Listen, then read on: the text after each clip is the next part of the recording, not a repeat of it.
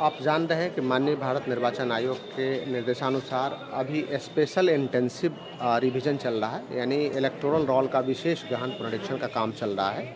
उसमें हमारे समस्त बीएलओ सुपरवाइज़र और समस्त पंचायत पर्यवेक्षक और हमारे कई एईआरओ स्तर के अधिकारी लगे हुए हैं। उसमें हम लोग जितने भी अभी वोटर्स हैं 2025 में, सभी वोटर्स का जो एक पेज है जिसमें उनका फ़ोटो लगा है, उनका डिटेल्स है, उस पेज को व्यक्ति को दे रहे हैं और वेरीफाई कर रहे हैं कि उनका जो पुराना कोई भी साक्ष्य है तो उस साक्ष्य को वो संलग्न करके हम लोगों को देंगे ताकि उनके फॉर्म को हम फिर से अपलोड कर सकें।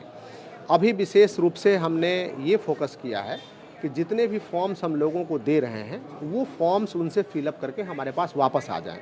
फॉर्म में उनका नाम, पिता का नाम और माता का नाम है, उनमें आधार नंबर भी है, मोबाइल नंबर भी है, उनका सिग्नेचर है। वो सारे फॉर्म्स को हम लोग कलेक्ट कर लें और उसके कलेक्शन के बाद जिनका नाम भी 2003 के वोटर लिस्ट में है उसके आधार पे मिला करके उनका फॉर्म्स में किसी साक्ष्य की आवश्यकता नहीं है। जिनका नाम भी 2003 के वोटर लिस्ट में नहीं है, जिनका जन्म बाद में हुआ है या किसी वजह से नहीं है, उन लोगों के लिए कुछ हम लोगों को प्रमाण पत्र चाहिए जो उसमें संलग्न करना पड़ेगा। वो प्रमाण पत्र हम बाद में भी ले सकते हैं, लेकिन मैं आम वोटर से अनुरोध करूंगा कि साथ में अभी हमें दे देंगे तो सुविधाजनक होगा और उस प्रमाण पत्र के आधार पर फिर उनके फॉर्म को अपलोड करेंगे। इसमें विशेष रूप से ध्यान देने लायक, किन्हीं के नाम में कोई त्रुटि हो वो भी उसमें भर के हमें दे सकते हैं। किसी के फ़ोटो में लग रहा हो कि साफ़ नहीं है, वो फ़ोटो भी हम लोग ले रहे हैं।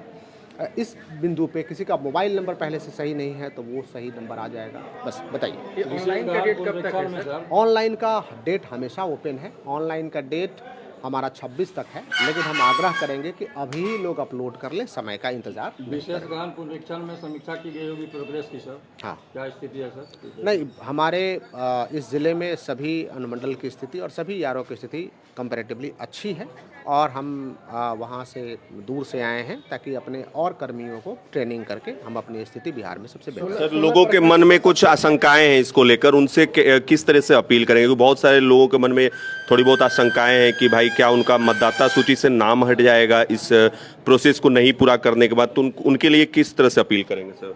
आपको, यदि आप मतदाता हैं तो आप यदि एलाइव हैं, यदि जिंदा हैं, तो आपको ये साक्ष्य, एक सिग्नेचर तो करना पड़ेगा फॉर्म पे कि हाँ भाई हम एलाइव हैं। उसके लिए कमीशन ने ये निकाला कि कुछ ऐसे भी लोग हैं जो बाहर रह रहे हैं, उनका कैसे होगा, तो उनके लिए ऑनलाइन फॉर्म फिलअप करने की भी सुविधा है। अब जो मृत लोग हैं वो अपने फॉर्म को नहीं भर सकते हैं, तो खास करके मृत लोगों के लिए वो तो संभव ही नहीं है करना। और ऐसे कोई भी वोटर हैं सामान्य, तो उनके लिए ऑनलाइन भी व्यवस्था है और उनके बूथ पर भी बीएलओ जाकर के फॉर्म ले रहे हैं, तो किसी भी आशंका से डरने की जरूरत नहीं है। सबसे ज़्यादा जो 2004 के बाद की बहुएं हैं उनको हो रही है, जो उनके मायके सर्टिफिकेट के लिए आप उनके स्पाउस का नाम, उस स्पाउस मतलब पति, जो बहुएं हैं तो उनके पति का नाम भी उसमें वो पति का नाम दे सकते हैं, उनका साक्ष्य दे सकते हैं। और उनके पिता, जब बहू हैं तो उनके पिता का, तो पिता का जो कहीं पे भी उनका वोटर आईडी कार्ड होगा, उनका कोई साक्ष्य होगा, वो उनको लगा सकते हैं, हम लोग उसको वैलिडेट करें। सर, एक आखिरी सवाल, बाहर जो कामगार रह रहे हैं, जो बाहर काम कर रहे हैं, जो माइग्रेटेड हैं यहाँ से, कोई कहीं काम कर रहे हैं बाहर, ऐसी आबादी काफ़ी ज़्यादा है, तो वो लोग क्या करें? अभी सबसे फर्स्ट स्टेप वो क्या कर सकते हैं? आसान भाषा में समझाइए। आसान भाषा में, आज एंड्रॉयड मोबाइल का कवरेज पूरे देश में बहुत अच्छा है। वो अपने मोबाइल से अपने फॉर्म को अपलोड कर सकते हैं। कृपया उस काम को करें। साक्ष्य देने की बात है, आज हमारे यहाँ स्पीड पोस्ट की व्यवस्था है, कुरियर की व्यवस्था है, व्हाट्सएप पे लोग आते हैं, डेटा लेता है, उसको प्रिंट निकालता है, साक्ष्य के रूप में लग जाएगा, तो उसमें कहीं कोई दिक्कत नहीं। देर क्यों हो रही है सर?